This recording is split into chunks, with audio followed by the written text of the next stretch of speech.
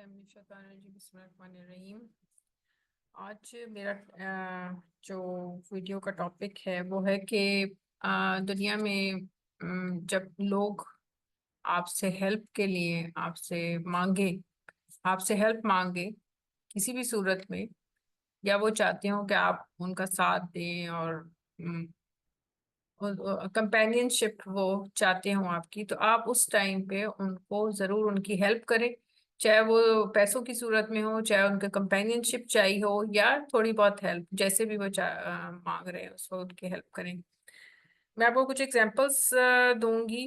अ, एक यहाँ पे हैं, मेरी कज़न ही थी वो, क्योंकि अपना एक्सपीरियंस बताने में ज़्यादा अफेक्ट होता है, क्योंकि ये एक रियलिटी को मैं आपको शो कर रही हूँ कि लाइफ की रियलिटी है। कि मेरी कज़न थी, 2002 में उनकी डेथ हो गई। तो उनके जो हस्बैंड थे वो काफ़ी ज़रा लड़ाई झगड़ा करते थे। और अब तो उनमें उनके पास बड़ा पैसा है। उस जमाने में उनके पास जब शादी हुई है तो इतना पैसा नहीं था, इंजीनियर थे।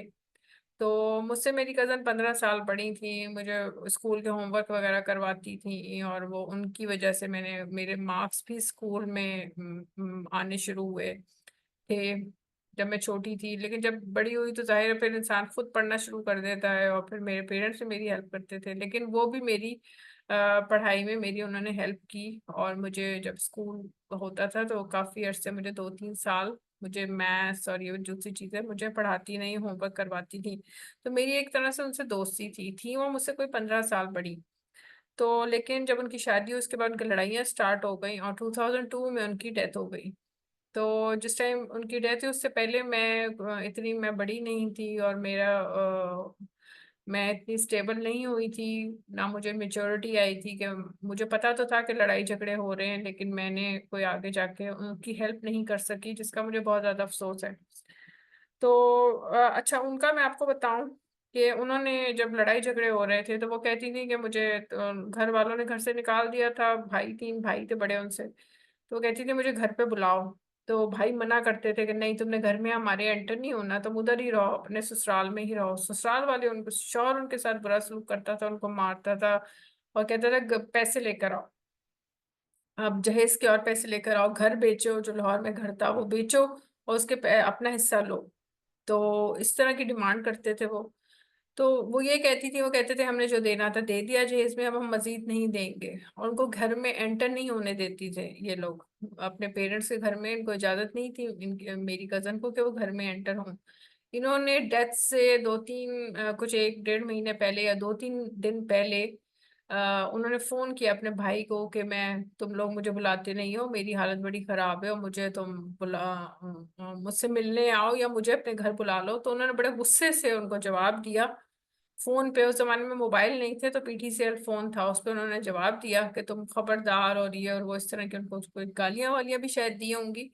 दे के उन्होंने रख दिया कि हमारे घर में तुम नहीं आना, और तुमने क्यों किया इधर फोन। तो वो बेचारी जहर बदे बंद कर दिया फोन। उनके 2-3 दिन के बाद उनकी डेथ हो गई। पता चला उनकी डेथ हो गई, 2002 की बात है। सब लोग, मैं भी उनके जनाजे पे गई थी, और ये भी गए, जिनके भाई थे वो भी गए। तो हो सकता है कि उनके दिन के दिल से लगी निकली बद्दुआ। ठीक है, उन्होंने बद्दुआ दी थी मेरी कजन ने, इन्हीं को जिन्होंने भाई को बद्दुआ दी, जिस भाई ने उनको गुस्से में बोला था। और इनकी जो जिसको बोला था उन्होंने गुस्से में उनकी 3 साल के बाद, यानी 2002 में इनकी डेथ हुई, तो 2005 में के फरवरी में इनकी डेथ हो गई थी। इनकी भी डेथ हो चुकी है। और इनकी इस तरह डेथ हुई कि ये बिल हेल्पलेस थे। जब इनकी डेथ हुई है तो ये उम्रा करने गए थे, और उम्रा करके वापस आए हैं। तो वहीं पर ही उनकी तबीयत खराब हो गई थी आते ही इनकी। और अभी पाकिस्तान भी वापस नहीं पहुंचे थे, अपने बच्चों के पास, अपनी वाइफ के पास नहीं पहुंचे थे। वो लोग इंतजार कर रहे थे कि कब आ रहे हैं बाबा, शाम को आ रहे हैं फ्लाइट। तो पता चला कि उनकी वहां पर ही मदीने में उनकी डेथ हो गई थी उम्रा करने के बाद। और इस तरह डेथ, उनको शुगर थी, और शुगर का उन्होंने इलाज नहीं किया। टेस्ट में आता था शुगर, लेकिन वो कहते थे कि मुझे तो शुगर ही नहीं है। क्यों? क्योंकि उनके ऊपर जादू हुआ हुआ था। जादू की वजह से वो ये कहते ही नहीं थे कि, मानते नहीं थे कि मुझे शुगर है। तो उसकी वजह से उनकी मदीने में ही उनकी डेथ हो गई। और फिर बड़ी मुश्किलों से उनके जो छोटे भाई थे वो उधर इस्लामाबाद में अच्छी पोस्ट पे थे, उन्होंने बड़े फोन किए कि नहीं, हमने मदीने में सऊदी अरब में नहीं दफनाना अपने भाई को, तो मैंने पाकिस्तान बुलाना है। तो फिर उनकी डेड बॉडी जो है वो सऊदी अरब से मदीने से यहाँ पर पाकिस्तान आई लाहौर में, और लाहौर में फिर उनको दफनाया गया। ये 2005 की बात मैं बता रही हूँ आपको, फरवरी की। तो पूरे 3 साल के बाद उनकी, और हेल्पलेस कंडीशन में उनकी डेथ हुई, यानी कि जब वो डेथ हुई तो उस वक्त उनके पास कोई मौजूद नहीं था। एकदम उनकी तबीयत खराब हुई, जाहिर बात है इंसान उम्रा करता है तो बड़े बड़े लोगों की तबीयत खराब हो जाती है, ठीक है। तो उनकी भी उस पर तबीयत खराब हुई। और जब वो तबीयत खराब हुई है उनकी मदीने में उम्रा करने के बाद, गर्मी वगैरह ये वो, तो उस वक्त उनके पास पानी वानी या कुछ चीज ऐसी नहीं थी। और जाहिर बात है वो शुगर के पेशेंट थे, तो वो विद इन मिनट्स उनकी हार्ट फेल हो गया, उनकी डेथ हो गई। तो जाहिर बात है कि हेल्प, उस वक्त उनके पास कोई हेल्प करने वाला नहीं था, उनको हेल्प की जरूरत थी, लेकिन किसी कोई हेल्प उनको नहीं मिली और उनकी डेथ हो गई। तो यही आप सिमिलैरिटी देखें कि उनकी कजन जो थी जिनकी 2002 में डेथ हुई थी, उनकी भी ऐसे ही डेथ हुई थी, उनको किसी ने हेल्प नहीं की, और बेचारी मांगती नहीं कि मुझे हेल्प करो हेल्प करो, नहीं हेल्प मिली तो उनकी डेथ हो गई। तो इनको भी अल्लाह ने वैसे ही उनकी डेथ रखी।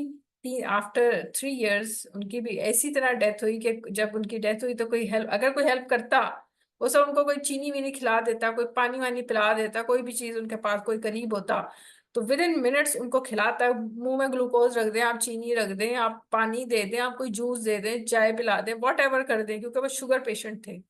तो एट द स्पॉट अगर शुगर पेशेंट को शुगर वगैरह चीनी ना मिले ना, खाने को ना मिले, तो उसकी शुगर लेवल उसका डाउन हो जाता है, उसकी उसकी डेथ हो जाती है। तो इसी वजह से उनको उस वक्त कोई करने वाला नहीं था, उनकी डेथ हो गई। तो बताने का मकसद ये है कि आप लोगों की जब कोई आपसे मांगे, आपसे हेल्प करे, तो उस टाइम पर उसको धुतकारे नहीं।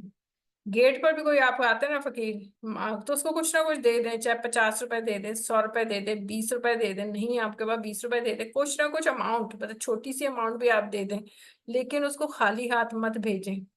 खाली हाथ मांगने वाले को ना खाली हाथ नहीं भेजते, क्योंकि अगर आप उसको खाली हाथ उसको लौटाएंगे ना, तो वो उतना वैसा ही तकलीफ ना, उसी उससे ज्यादा, मतलब उससे सिमिलैरिटी की तकलीफ, बैलेंस वाली तकलीफ अल्लाह भी आपको वही देगा तकलीफ। या तो फौरन मिल जाएगी, या 1-2 साल के बाद, या 2-3 साल, मतलब मिलेगी जरूर, लेकिन उसी तरह की बैलेंस की ना तकलीफ अल्लाह भी आपको देगा। तो इंशाल्लाह ताला आप ये करें। और एक और एग्जांपल मैं आपको बता देती हूँ कि एक हैं जिन्होंने पेरेंट्स जो हैं वो इधर पाकिस्तान में थे, तो पेरेंट्स चाहते थे कि वो उनको उधर बुलाएं, लेकिन वो बाहर मुल्क में थे, वो नहीं बुलाते थे पेरेंट्स को। उनकी वाइफ भी नहीं चाहती थी कि पेरेंट्स इधर आए। तो पेरेंट्स बड़ा चाहते थे कि वो हमें बुलाए, हम भी बाहर जाएं, बेटे के साथ रहें।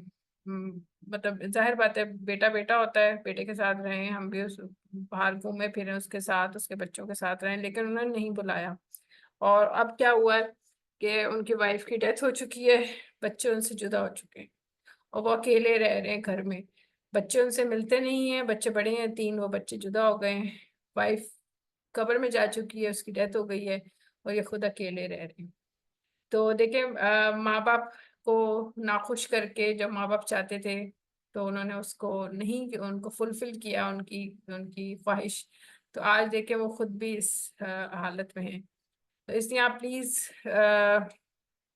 जब कोई आपसे एक्सपेक्ट करे, मांगे, तो आप उसको जरूर दें, वरना उसी तरह का अजाब या उससे ज्यादा अजाब आपके ऊपर आ जाएगा। Thank you, Allah Hafiz.